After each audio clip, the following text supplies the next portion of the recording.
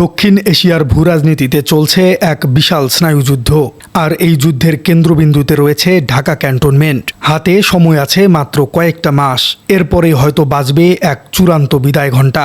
কিন্তু ঠিক এই মুহূর্তে প্রতিবেশী দেশের একটি মিডিয়া বিশাল এক খবর প্রকাশ করেছে। এই খবর পুরো দেশের রাজনৈতিক অঙ্গনে এক বিশাল ভূমিকম্প তৈরি করেছে। সংবিধানে কি কোনো বিশাল পরিবর্তন আসতে যাচ্ছে? দেশের ইতিহাসে প্রথমবারের মতো কি সুপ্রিম কমান্ডার বা সর্বাধিনায়ক পদ তৈরি করা হচ্ছে, নাকি সেনাবাহিনীর নেতৃত্বে আসছে সম্পূর্ণ নতুন কোনো মুখ? ক্যান্টনমেন্টের ভেতরে আসলে কি চলছে? পর্দার আড়ালে নতুন কোনো সমীকরণের ছক কষা হচ্ছে? দর্শক, বর্তমান সেনাপ্রধান জেনারেল ওয়াকারুজ্জামান এক বিরল ইতিহাসের সাক্ষী। সামরিক ইতিহাসে এমন ঘটনা সত্যিই নজিরবিহীন। তিনি সম্পূর্ণ 3টি ভিন্ন শাসন কাঠামোর অধীনে অত্যন্ত সফলভাবে কাজ করেছেন। বিগত ফ্যাসিজমের শেষ অধ্যায়, এরপর অন্তর্বর্তীকালীন সরকার এবং সবশেষে বর্তমান বিএনপি সরকার। এই 3টি সম্পূর্ণ বিপরীত রাজনৈতিক প্রেক্ষাপটেও তিনি সেনাবাহিনীর চেইন অব কমান্ড অটুট রেখেছেন। জনগণের পালস বা অনুভূতি বুঝতে তিনি বেশ কিছু যুগান্তকারী পদক্ষেপ নিয়েছেন। সেনাবাহিনীর বিভিন্ন ঘাঁটির নাম ইসলামের 4 খলিফার নামে নামকরণ করেছেন। চাকরিতে থাকা অবস্থায় সেনা সদস্যদের দাড়ি রাখার অনুমতিও দিয়েছেন। এর মধ্যে তিনি সাধারণ মানুষের ব্যাপক প্রশংসাও কুড়িয়েছেন।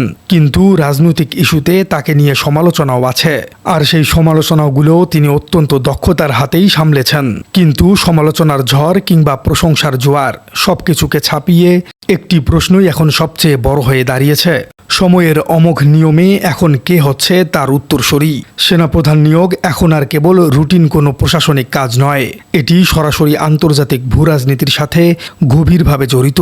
বর্তমান সরকার রাষ্ট্র পরিচালনার ক্ষেত্রে সম্পূর্ণ নতুন এক কৌশলগত মিত্রতা গড়ে তুলেছে। বিগত সময়ের নির্দিষ্ট কিছু দেশের উপর নির্ভরতা থেকে দেশ এখন পুরোপুরি বেরিয়ে এসেছে। বর্তমান সরকার পাকিস্তান, চীন, তুরস্কের সাথে বিশেষ কূটনৈতিক সম্পর্কও গড়ে তুলেছে। এই নতুন পরিবর্তনের ফলে সেনাবাহিনীতেও যোগ্য নেতৃত্ব খোঁজা হচ্ছে। এমন একজন নেতা খোঁজা হচ্ছে যার চিন্তাভাবনা বর্তমান সরকারের এই স্বাধীন পররাষ্ট্রনীতির সাথে শতভাগ মিলে যায়, যিনি প্রোঅ্যাক্টিভলি দেশের সার্বভৌমত্ব রক্ষার জন্য কাজ করবেন। কোনো নির্দিষ্ট প্রতিবেশী দেশের প্রভাব বলয়ের বাইরে থেকে স্বাধীন সিদ্ধান্ত নিতে পারবেন। তুরস্কের অত্যাধুনিক ড্রোন বা চীনের সাবমেরিন সামরিক সরঞ্জাম আধুনিকায়নের ক্ষেত্রে যার ভীষণ হবে সম্পূর্ণ আধুনিক। এই সমীকরণের কারণেই পরবর্তী সেনাপ্রধান নির্বাচন প্রক্রিয়াটি এখন চরম উত্তেজনাকর হয়ে উঠেছে। সরকার এখনও এ বিষয়ে কোনো আনুষ্ঠানিক ঘোষণা দেয়নি, তবে সম্প্রতি সেনাবাহিনীর শীর্ষ পর্যায়ে বেশ কয়েকটি অত্যন্ত গুরুত্বপূর্ণ পদ রদবদল হয়েছে। এই রদবদলগুলো এক গভীর ভবিষ্যতের স্পষ্ট ইঙ্গিত দিচ্ছে। সামরিক বিশ্লেষকদের মতে সম্ভাব্য সেনাপ্রধান হিসেবে বেশ কয়েকজন জ্যেষ্ঠ কর্মকর্তার নাম বারবার সামনে আসছে। এই দৌড়ে সবচেয়ে বেশি আলোচনার কেন্দ্রে আছেন বর্তমান সিজিএস বা চিফ অফ জেনারেল স্টাফ। তিনি হলেন লেফটেন্যান্ট জেনারেল মোহাম্মদ মইনুর রহমান। সামরিক কাঠামোতে এই সিজিএস পদটি অত্যন্ত শক্তিশালী। সেনাপ্রধানের পর এটি দ্বিতীয় সর্বোচ্চ কার্যকরী পদ। এই পদে থাকা ব্যক্তি সরাসরি সেনাপ্রধানকে নীতি নির্ধারণে সহায়তা করেন। সেনাবাহিনীর বিশাল বাজেট এবং সামরিক অপারেশনের ব্লুপ্রিন্ট তিনি নিয়ন্ত্রণ করেন। সামরিক ইতিহাস ঘাটলে দেখা যায় আগের 17 জন সেনাপ্রধানের মধ্যে 7 জনই এই জিসিএস পদ থেকে এসেছেন। মাইনুর রহমান এর আগে কুমিল্লা এবং চট্টগ্রামের মতো স্পর্শকাতর এলাকার জিওসি হিসেবে সফলভাবে দায়িত্ব পালন করেছেন। তাই এই রেসে তিনি অনেকটাই এগিয়ে আছেন। তবে আরেকজন জ্যেষ্ঠ কর্মকর্তাও মোটেও পিছিয়ে নেই। তিনি হলেন সশস্ত্র বাহিনী বিভাগের পিএসও বা প্রিন্সিপাল স্টাফ অফিসার। তার নাম lieutenant general Mir Mushfiqur Rahman. PSO হিসেবে তিনি সেনা, নৌ এবং বিমান বাহিনী এই 3টি বিভাগের মধ্যে সমন্বয় সাধনের মতো জটিল কাজ করেছেন। এই দূরদর্শী কাজটি তিনি অত্যন্ত দক্ষতার সাথেই সামলাচ্ছেন। এর পাশাপাশি লেফটেন্যান্ট জেনারেল মোহাম্মদ শাহিনুল হক এবং লেফটেন্যান্ট জেনারেল মোহাম্মদ ফয়জুল রহমানের নামও জোরালোভাবে আলোচিত হচ্ছে, যাদের কেরিয়ার গ্রাফ অত্যন্ত নিষ্কলঙ্ক এবং চমকপ্রদ। ঠিক যখন পরবর্তী সেনাপ্রধান নিয়ে এই টানটান উত্তেজনা চলছে, তখনই আন্তর্জাতিক অঙ্গন থেকে এক বিশাল খবর ভেসে এসেছে। ভারতের নর্থ ইস্ট নিউজ অত্যন্ত চাঞ্চল্যকর একটি প্রতিবেদন প্রকাশ করেছে। এই প্রতিবেদন দেশের রাজনৈতিক মহলে নতুন করে আলোচনার ঝড় তুলেছে। প্রতিবেদনে দাবি করা হচ্ছে বর্তমান সেনাপ্রধান জেনারেল ওয়াকারুজ্জামান হয়তো অবসরে যাচ্ছেন না, বরং তিনি সরাসরি পরবর্তী সুপ্রিম কমান্ডার বা সশস্ত্র বাহিনীর সর্বাধিনায়ক হতে যাচ্ছেন। প্রাতিষ্ঠানিক নিয়ম অনুযায়ী 2027 সালের 23 জুন পর্যন্ত তার সেনাপ্রধান হিসেবে দায়িত্ব পালন করার কথা। চাইলে রাষ্ট্রপতির অনুমতি ক্রমে সরকারের সিদ্ধান্তে মেয়াদ আরও বেশি বাড়িয়ে নেওয়ার আইনি সুযোগ রয়েছে। কিন্তু ভারতীয় মিডিয়ার ওই প্রতিবেদন সম্পূর্ণ ভিন্ন এক ছকের কথা বলছে। প্রতিবেদনে দাবি করা হচ্ছে নিজের ক্ষমতা এবং সামরিক সিদ্ধান্ত গ্রহণের প্রক্রিয়াকে আরও শক্তিশালী করতেই এই পরিকল্পনা চলছে। জেনারেল ওয়াকারুজ্জামানকে আনুষ্ঠানিকভাবে সুপ্রিম কমান্ডার পদে আসীন করার একটি দীর্ঘমেয়াদী ব্লুপ্রিন্ট নাকি তৈরি করা হয়েছে। এই সমীকরণটি কি সত্যি এত সহজ? দর্শক, এই পুরো বিষয়টি একটু ভেঙে বলা যাক।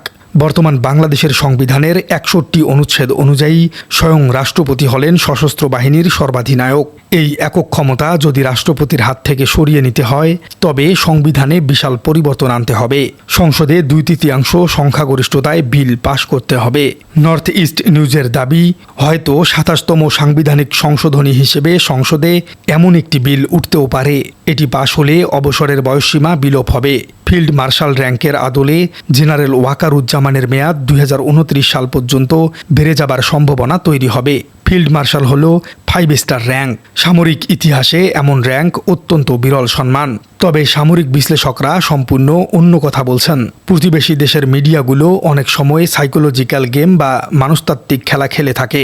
তারা ভিত্তিহীন গুজব বা প্রোপাগান্ডা ছড়িয়ে বিভ্রান্তি তৈরির চেষ্টা করে। স্বাধীন বাংলাদেশের নীতি নির্ধারণ প্রক্রিয়ায় বিভ্রান্তি ছড়ানোর এটি একটি পুরনো কৌশল। বিশেষ করে যখন বাংলাদেশ একটি স্বাধীন পররাষ্ট্রনীতি নিয়ে এগোচ্ছে, তখন এমন গুজব ছড়িয়ে ভেতরে ভেতরে সন্দেহ তৈরি করা তাদের মূল লক্ষ্য হতে পারে। এটি ভারতের কোনো গোয়েন্দা প্রোপাগান্ডা নাকি বাস্তবেই ক্ষমতার অলিন্দে এমন কোনো ছক কষা হচ্ছে তা সময়ই বলে দিবে। দর্শক, ক্ষমতার এই জটিল সামরিক দাবা খেলায় শেষ পর্যন্ত কার চাল সফল হবে তা হয়তো আর কয়েক মাসের মধ্যেই দিবালোকের মতো স্পষ্ট হয়ে যাবে। আর্মি অ্যাক্ট 1952 অনুযায়ী আনুষ্ঠানিক ঘোষণা না আসা পর্যন্ত কিছুই নিশ্চিত নয়। কোনো কর্মকর্তাকেই সেনাপ্রধান হিসেবে ধরে নেয়ার আইনি কোনো সুযোগ নেই। সরকার এবং সংশ্লিষ্ট কর্তৃপক্ষ অত্যন্ত সুচিন্তিতভাবেই এই চূড়ান্ত সিদ্ধান্ত গ্রহণ করবে। রেসের মাঝে থাকা লেফটেন্যান্ট জেনারেল মাইনুর রহমান নাকি লেফটেন্যান্ট জেনারেল মীর মুশফিকুর রহমান, কার হাতে উঠতে যাচ্ছে সেনাবাহিনীর সবচেয়ে ক্ষমতাবান কমান্ডিং ব্যাটন? নাকি ভারতের মিডিয়ার দাবি অনুযায়ী সংবিধানে পরিবর্তন এনে সৃষ্টি করা হবে সম্পূর্ণ নতুন কোনো পদ? তবে দর্শক, একটি বিষয় আজ স্ফটিকের মতো পরিষ্কার।